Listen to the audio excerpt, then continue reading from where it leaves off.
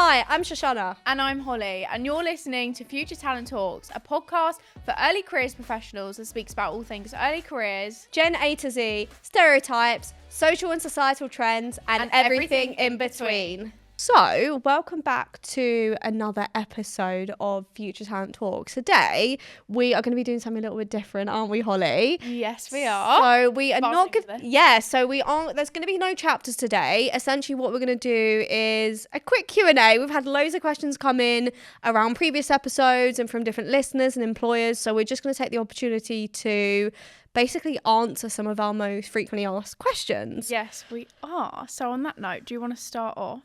So my first question is from Tom. Yeah. From BAE Systems. Shout out, Tom. Massive supporter of our podcast this season. Yeah, we love your support. Yeah. And his question was, how does a job title impact Gen Z attraction? Oh, yeah, this was a really great question. Right.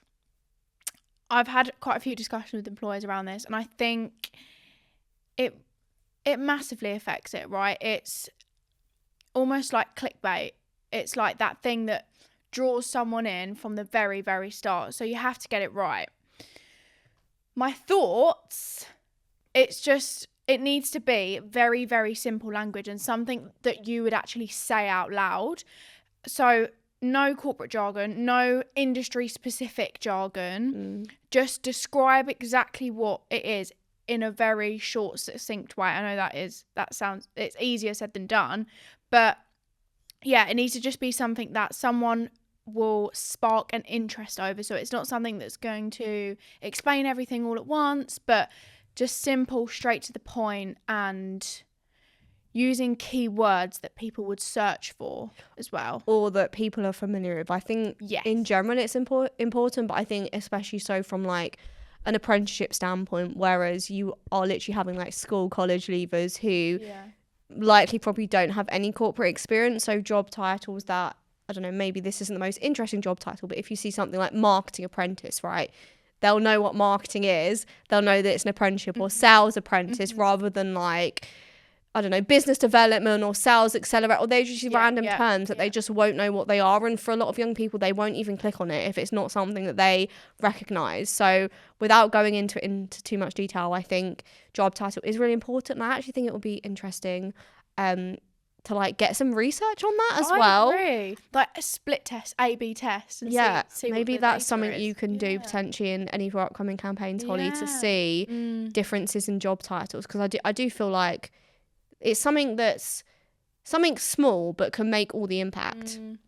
So next question, Holly. Next question for you, Shoshana. Actually, no, it's for both of us, but I'm going to ask you. How much should an employer support with upskilling on workplace readiness before they start? And do they want it?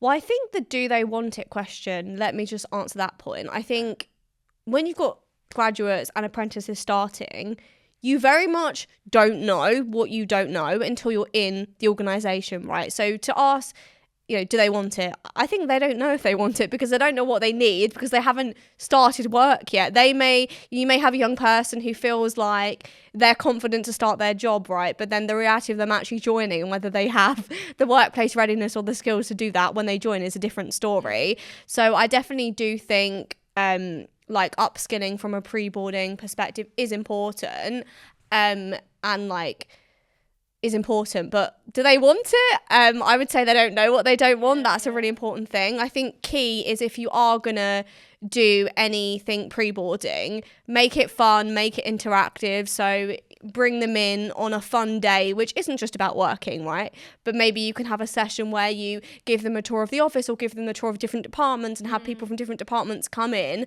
to really bring the company and organisation together. And then maybe you might have one session on workplace readiness, and then equally can you match that with further resources that they can consume in their own time, maybe before attending, or some interactive videos or something, and just kind of mix it up. I think key is not to overwhelm them, but also any kind of head start you can give them is going to be beneficial, right? So then when they actually join, they're kind of ready to go. What do you think, Holly? I 100% agree with that. I think employers have a duty to give young people those skills, because actually I think a lot of people think to themselves that's schools' duties, that's teachers, that's career leaders' duties. But actually those people in those organisations have their own things that they're dealing with, and they are so busy, they're understaffed, under-resourced a lot of the time, and so they don't often have the resource in order to equip them with these workplace ready skills. And a lot of the time they don't learn about that and themselves, and they don't know how to sort of relay those skills on to young people. That's not their speciality. So I think it's important for employers to take some accountability and realise if they want young people to come into their organisation with XYZ skills, they need to teach them that. Oh yeah, definitely. Yeah. And also leaving it all to like the kind of induction, onboarding, 2-3 weeks, whatever, like that's very overwhelming. So any type of head start you can get is good. Yeah. But I think not too much, because they want to be enjoying their summer to a certain extent. So either bringing them in, and if you're going to give them additional resources, maybe videos or whatever, I think key is number one, making them interactive and engaging, but also helping them understand how this is actually going to be valuable to them, and like why this skill or this particular behaviour is going to be important when they join, as opposed to just sending them a video. You need to watch this before they join, and they can't connect that. Yeah. So we've also got another question from Lindsay from the FCA. By the way, that previous question was from her. Shout out to Lindsay. Yes, thank you, Lindsay. So how much information should you share about the programme structure, roll-off, etc. before they join if it's ambiguous within the organisation? That's a really good question. I personally think this is a great opportunity to actually bring prospective candidates and bring young people into the process, right? Especially because obviously I know Lindsay's just joined the FCA and she's figuring things out. I think it's an amazing opportunity to actually potentially bring candidates as part of that journey. So I think key information they probably want to know is how the program works in its existing format. So yeah, I think it's a perfect example to actually bring early careers and prospective candidates in, especially if you're wanting to make a change. What better way to do that than to get insights from them as to what they'd actually want a program to look like. So if there's any way you can create a campaign where young people can get involved around, you know, the type of early careers programs that they'd be interested in, and you kind of create some kind of campaign before launching applications, that might be a really, really cool opportunity. Or even as part of application questions, could one of the application questions be what would you like the program to be like? Do you have any ideas? What would you be looking for? So I think in terms of when you are hiring for roles, being open and transparent and letting them know that the existing program is in this format. However, you are looking to make some changes based on feedback, and maybe invite early careers and potential candidates in on the process to kind of help map that out. So do you agree with what I said? What you said, yeah. I don't think there's anything else to add. I think you've said it perfectly. Yeah, I think it's just such an amazing opportunity, rather than overthinking it and thinking, we can't hire people until we have all the information. Let them know be transparent, right? Let them know how your existing program works. Let them know that you're open to making changes and you want to bring them in as part of that process. Understand from their perspective what they'd like. And, you know, I've not actually seen many employers doing that. So it'll be something a bit different, a chance to really get young people interested in your organisation. And then if they are successful, they're going to be, you know, invested throughout the whole process. And a chance for the young person to help develop and build that program for future young people entering in. So it's like a bit of a legacy technically that they'll be leaving as well. Yeah, so bring them in as part of the process. Yeah. Holly, I think this is a question mainly targeted at you. This is from Catherine from Barclay Group. Yes. How many companies that you speak to are not allowed to use TikTok, and what is the reason they give? Oh, great one. Well, for starters, Barclay Group was one of them. Yes.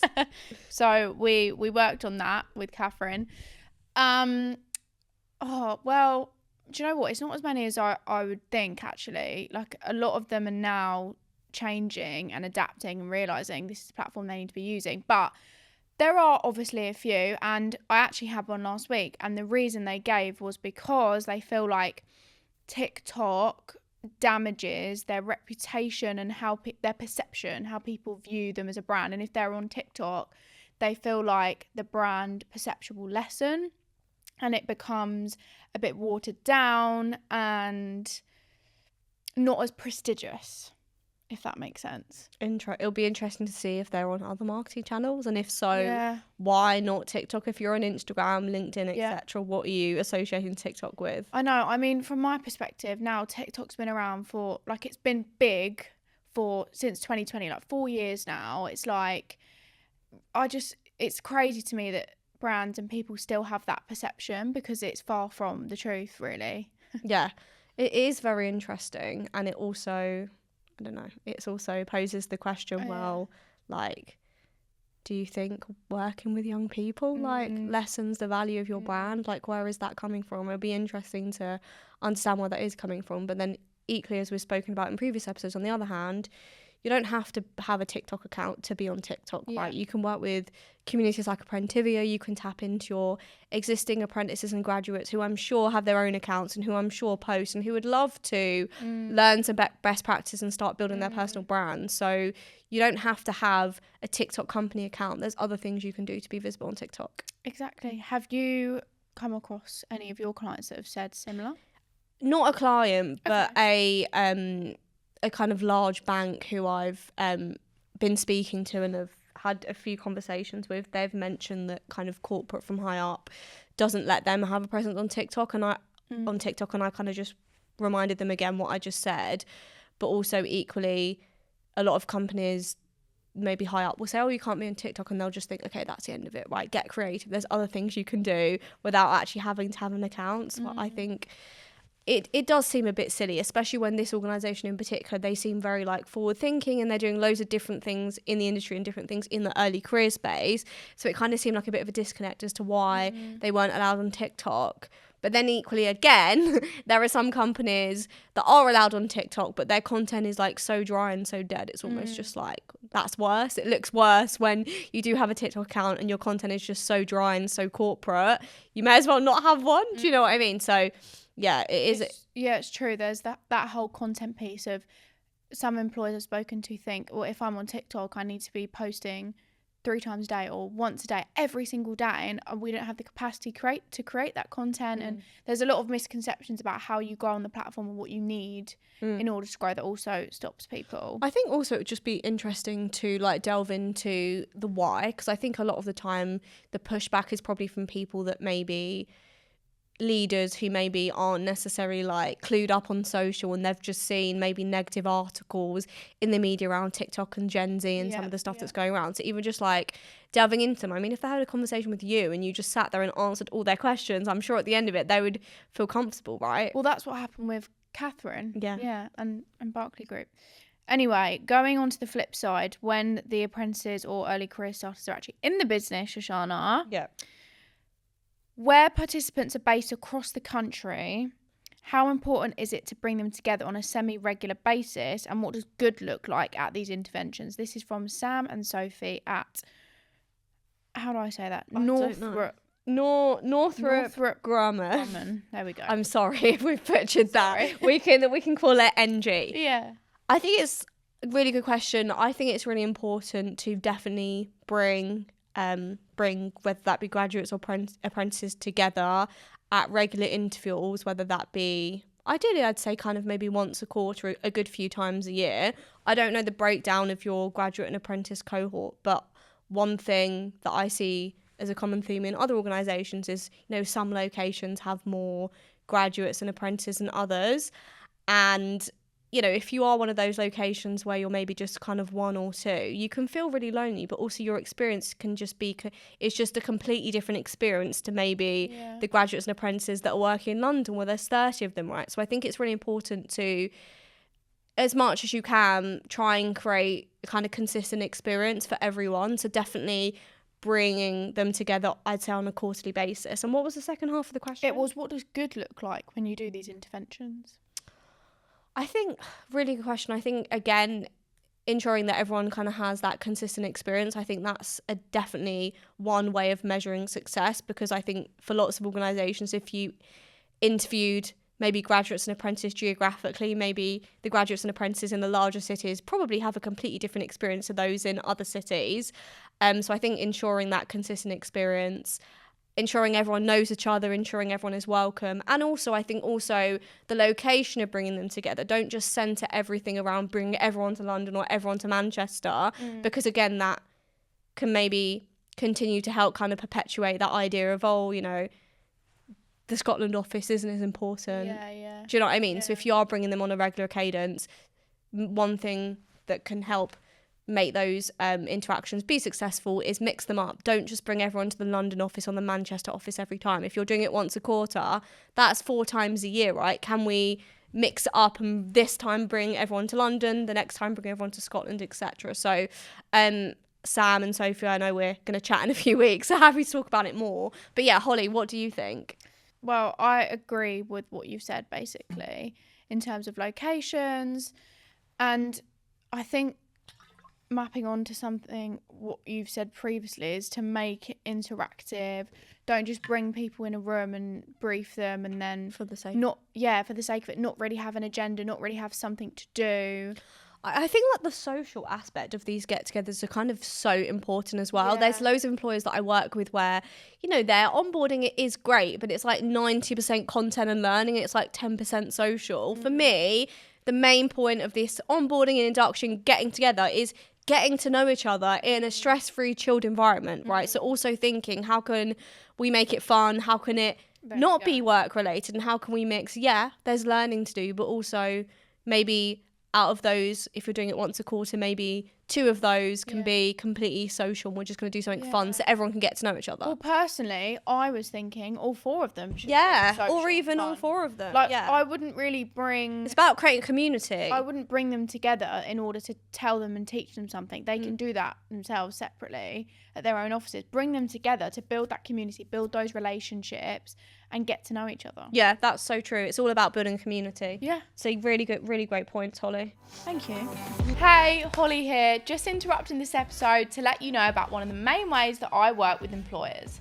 As an employer branding strategist, creating standout campaigns to help you attract new apprentices via social media. If this resonates with you or you're interested, connect with me via LinkedIn and fill out the contact form linked in my profile. Enjoy the rest of the episode. I think this is such an interesting point, and I've spoken to you about it. So this one is from Zahid from TFL, and it said, why do we ignore the value of non-degree apprenticeship? So I'm just going to be annoying and add my own perspective first. Go. Do you mind? No, I don't mind. I actually have mentioned this to you before. I still think there's an obsession around degrees and having to have a degree for every industry. And I just don't believe that for many of these, like in general, you don't need a degree to be successful in certain industries. And I think apprenticeships are a great alternative, but it's now almost positioned as, well, if you don't go to university, you can do a degree apprenticeship. So that's still very much perpetuating that of, if you don't have a degree, you're less. And I feel like there are lots of organisations that are playing into this, because realistically, for a project management role, do you need a degree? For a sales role, do you need a degree? For a business role, do you need a degree? I'm not convinced. You could easily do a lower level apprenticeship and then 100%. The rest of the content you're learning on the job. So I don't know, Zahid, but I do think it's definitely part of a problem. And there is very much a lack of those lower level apprenticeships at the moment as well, which, you know, not everyone wants to do a degree. A degree apprenticeship is a huge commitment. You are working and studying for you're doing it for 4+ years. That's like 4 years that you're basically not going to have a life. And if we really want to give young people alternative options, it shouldn't just majority be either go to university and do a degree and get in debt, or do a degree apprenticeship. It should be you go to university, do a degree, or do an apprenticeship. Personally, if I could have gone back, I would have told myself not to do a degree apprenticeship and go for a level 2, 3, 4, 5 instead. But do the fancy companies that everyone wants to work for, like, are they even offering these? Some I've not seen many. Not enough. Yeah, and not many of them, and not enough. On the point as to why this is a thing, I think it is because, personally, apprenticeships for so long were conceptualised as this thing that is lesser than, and it's not, don't even bother with an apprenticeship, it's just for people that don't get the grades, blah, blah, blah.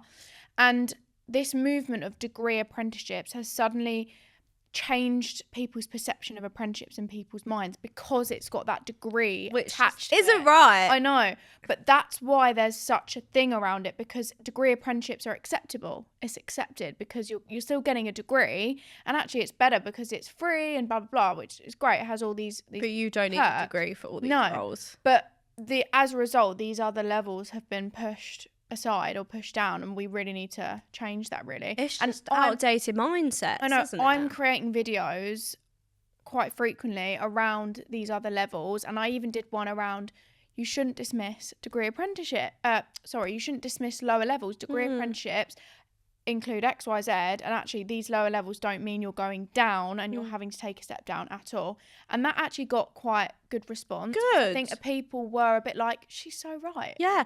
I also see loads of like organisations or loads of current degree apprentices doing great work in schools. Amazing. Like that should be done.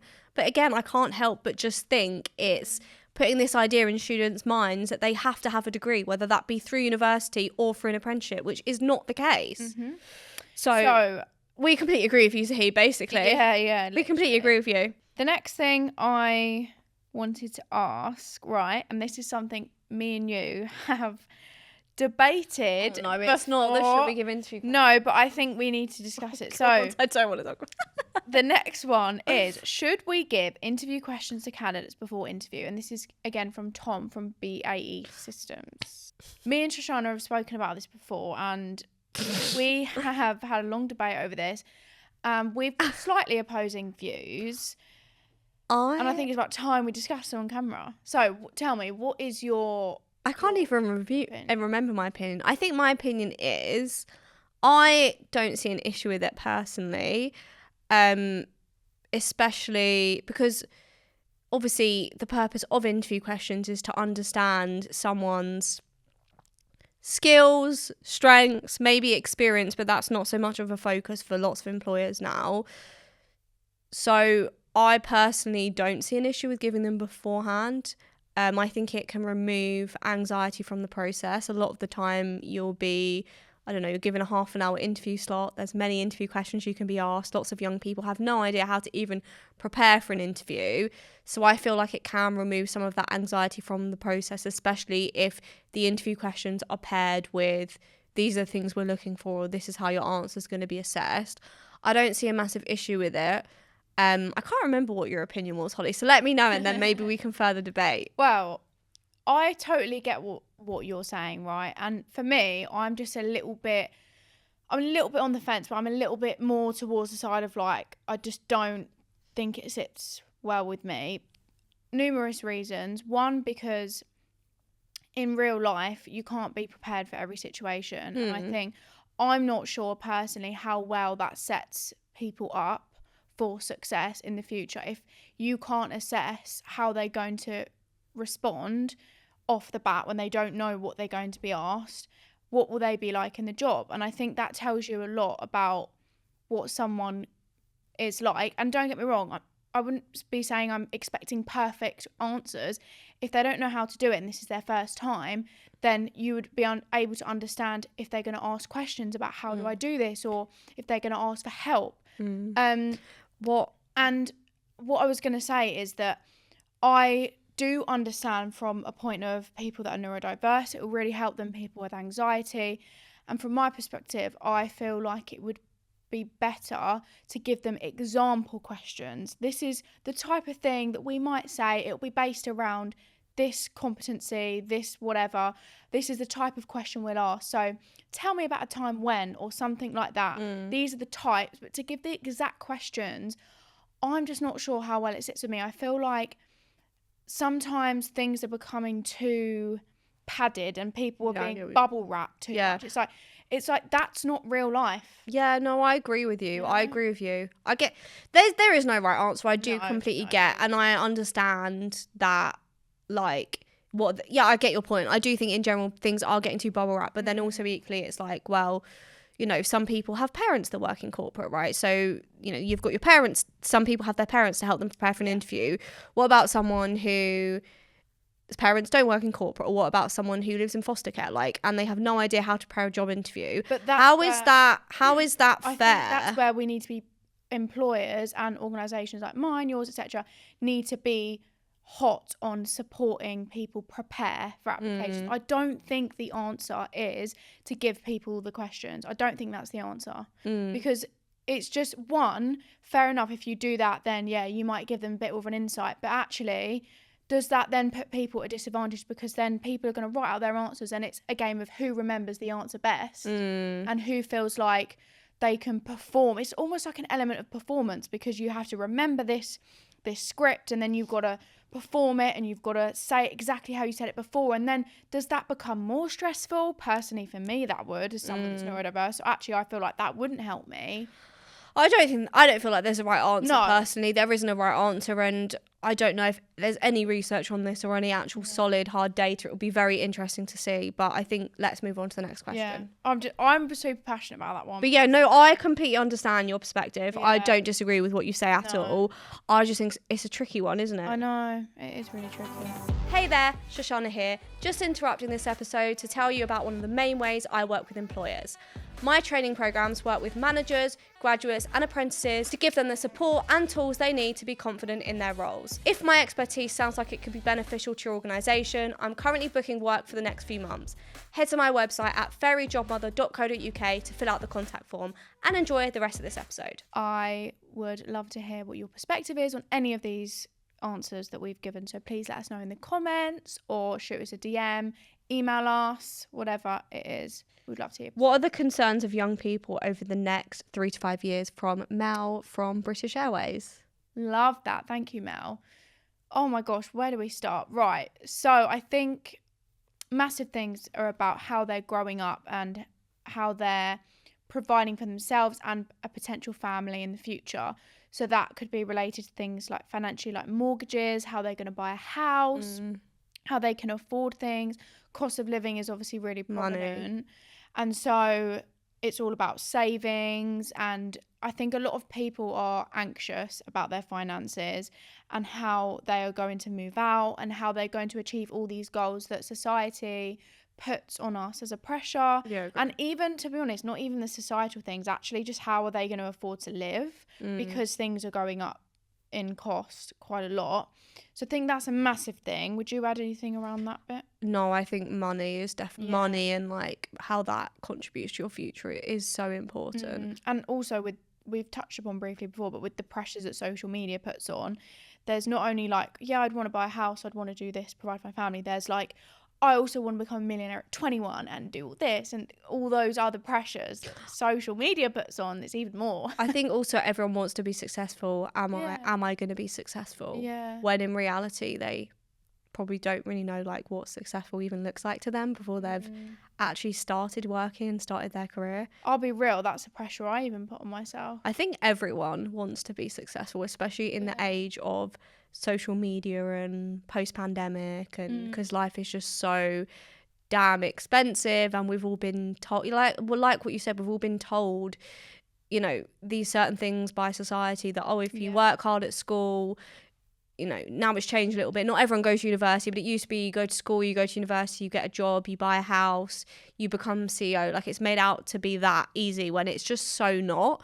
And I don't think the worries that young people have today are probably that different from previous years and previous generations. I just think it's all amplified due to kind of social media and digital age. Would you agree? Yeah, 100%. Any other things in 3 to 5 years?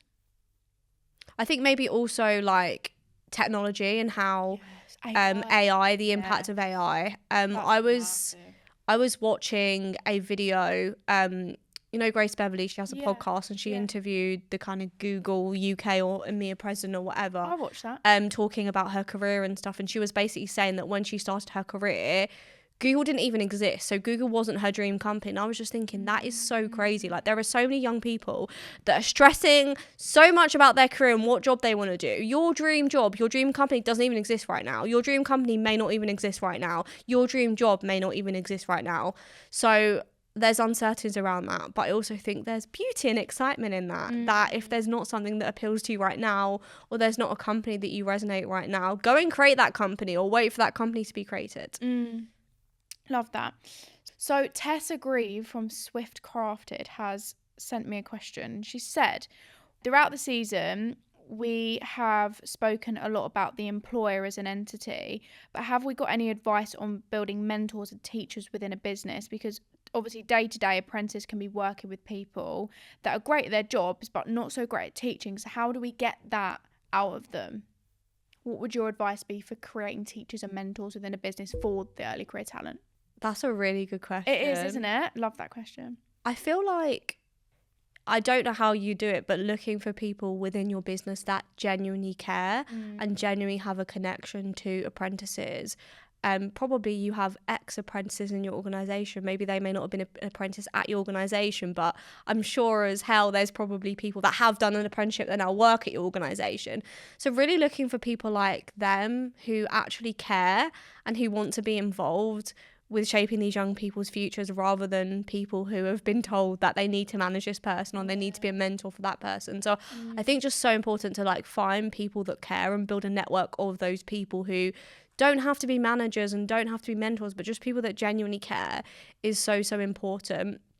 And I don't know how you'd go about doing that, whether it be like an organizational like open call, we want to build this network for young people. We are looking for people that care. If you relate to any of these statements, or if you feel like you'd be able to add value.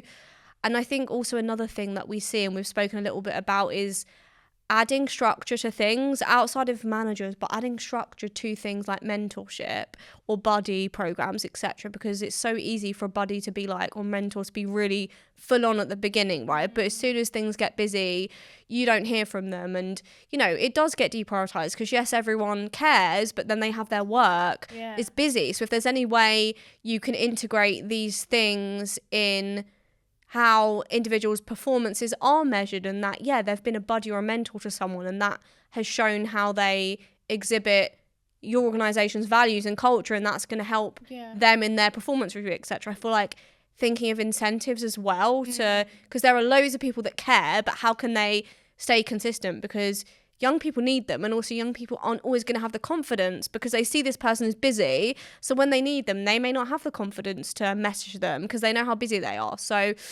that's my initial thoughts, but I think it's so interesting, and I feel like both of us probably love to have a conversation with you, Tessa, about more about that, because it's something we both really care about. What about you, Holly? Well, what popped into my head when you were speaking was actually potentially trying something like reverse mentoring. Yes, reverse mentoring. To get the person used to some sort of interaction on a regular basis in that capacity in terms of mentoring with that young person. But it means they have no pressure on them because they're not the one mentoring. It's the young person giving the value, trying to build that relationship. You could teach them things on how to do that because you'll have an onboarding program that can actually teach them how to do that. And then as a result, that might bring out something or a different side of that other person. They could learn from you teaching that young person all those stuff through the onboarding. They could learn through that. And then I think those conversations will then start to naturally develop and they'll start to give value to each other. So maybe not necessarily thinking, right, we need to teach all these people, these line managers or these employees how to teach it to them in a different way that they don't actually know you're teaching it to them. Interesting. Yeah, I think that's a really good point. I think reverse mentoring is so valuable. It's just communicating that value to other people, because a lot of the time people are quite happy to mentor because they're experienced, they've been working 10 years, but when reverse mentoring is brought up, they're almost thinking, well, this person's never worked, like what value can they give to me, when there's so much value they can give. Well, yeah, I mean, you'd hope they would know that, because if they're hiring the apprentices, that's the reason, because they bring all this new thought and new energy and they're able to teach them these new things to fill their skills gap. So you'd think they would be somewhat aware of that. Well, I guess if it's just normal like members of the organisation who maybe aren't their manager, it might, I don't know, but I do think it's definitely worth considering. But again, I don't think there's one answer. No. Okay, so right, do you want to do one last one, like a short one that you're going to ask me? What top tip would you give to employers hoping to attract future talent to their generation? This one is from Philip from BAE. Yeah, so my top tip would be to go and watch our podcast on TikTok Attraction. And on that note, just in general, watch all our podcasts, really, in general. I'm not even kidding. I don't know how, we haven't really got much longer, so I could go into that all afternoon, really. I know, and also I feel like without blowing our own like horn or trumpet or whatever, like for the people that have listened to the podcast, we get such good feedback, but it's about getting people to listen, right? So I guess one thing that we could give to takeaway, what could that be? Because I feel like I need to answer it with something.